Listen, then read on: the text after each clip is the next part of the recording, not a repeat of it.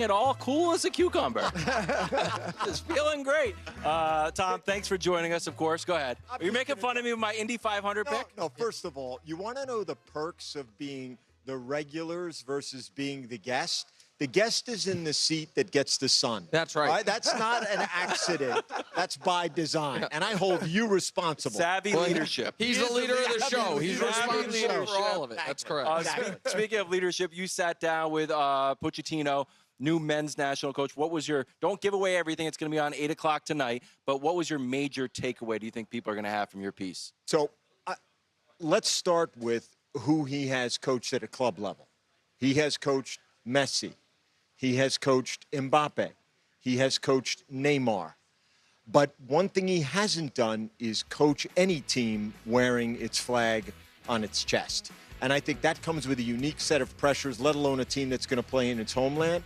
One of my favorite things that he shared, guys, was saying that he discovered that in the United States, we play a game in soccer. In the rest of the world, it's a fight in a sporting war. And he wants to try to change the culture from play to fight and understand that. That's a heavy lift. The results haven't been there yet, of course. It's early, but that's one insight into him. All right, well, under that context, I can't imagine he's thrilled that his leader's not has decided, I'm going to take this fight off, gentlemen. And so I asked Alexi, and I'll ask you, it seems like that wouldn't have been his choice to have Pulisic miss the Gold Cup. Do you think he regrets at all not taking a heavier hand and making it clear, Christian, we have to have you for the Gold Cup?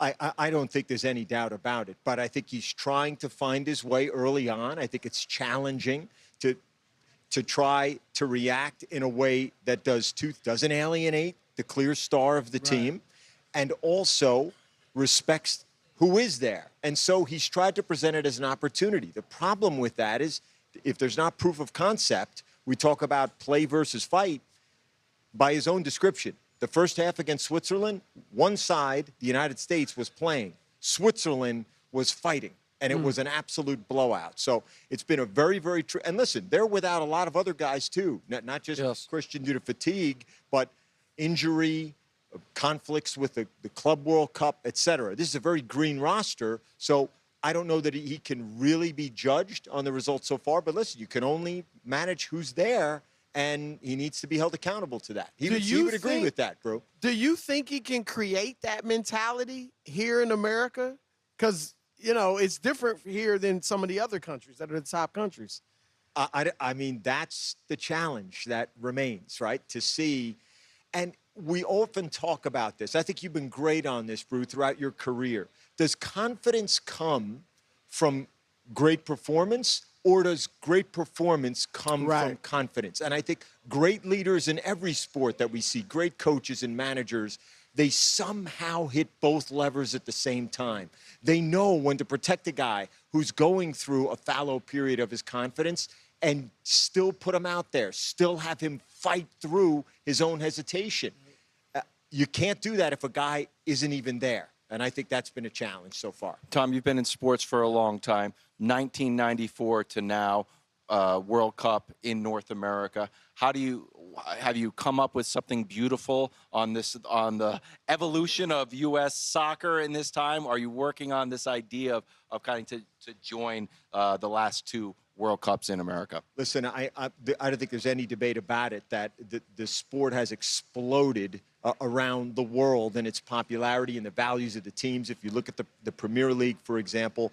But if you look at the success of the United States women's team, that dynasty, and what that has created in youth soccer across gender in this country, it's incomparable to what the leagues were like 31 years ago versus what they are like now, 30 years ago. So many young people play soccer now, and if there can be that spark, that momentum, that let's get out of the group stage, see what the United States can do, I think it can be a transformative cultural event for soccer moving forward. Change it from 10 years from now. Wow. And if people don't know, this year's World Cup will be different. Instead of 32 teams playing in the group stage and then the top half advancing, and we're down to the round of 16. 48 teams in the group. The top 32 advance, and then it becomes a 5-round knockout instead of a 4-round knockout. In my opinion, we're already seeing some of the positives of that with a country like Uzbekistan and Jordan making the field. I think that's always an exciting thing that comes of a World Cup. We're going to have more of that. I know some of the purists don't love it, probably feel like it waters it down a bit. What do you think the biggest impacts, positive or negative, are going to come from the expanded field? How many countries in the history of the World Cup have won it? It's 8, right? 8. Correct. 8. So we love Cinderella until we don't. Yeah. It gives the opportunity for more Cinderellas to create a momentum, a spark in their homelands, build a soccer culture, but up to a point. Then to the ultimate chalk king, then the chalk prevails, right? Okay? Like France.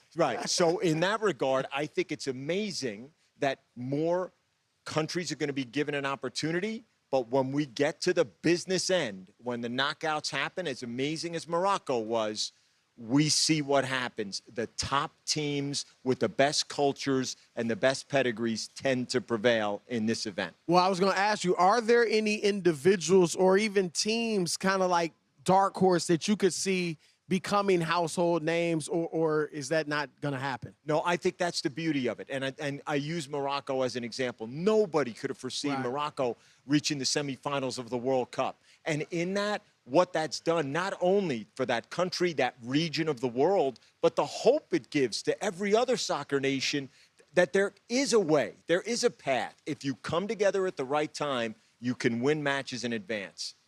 In 2016, LeBron James and Steph Curry met in the NBA Finals. It was their second of what would be 4 consecutive. And in, I think, probably around 2018, 19, certainly 2020, people thought, all right, that era is winding to a close. And while maybe their teams weren't championship contending top level this year, they were still the 2 biggest draws in the sport. Last World Cup, one of the storylines was the last dance for Messi and Ronaldo, and Messi ends up winning the whole thing. Now we're here. Ronaldo last week won a major tournament. With 2 goals. Right, with 2 goals. Messi is flirting with and probably going to play. What do you think it means for this World Cup that we're almost getting a bonus appearance by 2 of the 5 biggest names in the history of the sport? I think I love the question, Nick, and I think we love the romantic notion of going out on top. Why don't people go out on top? I'll tell you why they don't go out on top. Because they got to the top because they love it. Yeah. And no one wants to voluntarily hit the eject button. No one wants to do that, especially if you're still playing at a high level. If Messi doesn't start, if he's not in that first 11 and he comes off the bench in the second half, the 60-minute mark, you don't think that is going to draw every attention from the opponent? Yeah. And Ronaldo's still proving what he's able to do. I think it's fantastic that they're both going to be in this tournament played on our home soil. Excellent. Thank you, as always, Tom. Your full interview with Pochettino tonight, 8 o'clock on Fox. Also, Shabuzi earlier, too, if you want to catch that. Yes. No question. We're going to get a couple of sets from Shabuzi. Oh, fired up. That's fantastic. Thank you. More first things Appreciate it, first. Nick. Thank you. Live from South Beach.